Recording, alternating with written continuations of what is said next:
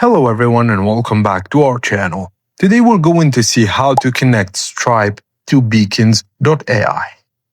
So firstly, log into your beacons.ai dashboard and head over to your Store tab or Main Settings.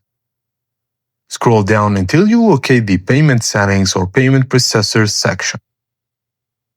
Look for the Stripe option, which also enables Apple Pay, Google Play and other fast checkout methods, and click the Connect button right next to it. You will be securely redirected to Stripe window. If you already have a Stripe, simply enter your email address and log in. Now select the specific Stripe account you want to link, then click to authorize the connection. Rest assured, Beacon.ai will never directly handle your personal financial data. Stripe securely processes everything on the back end.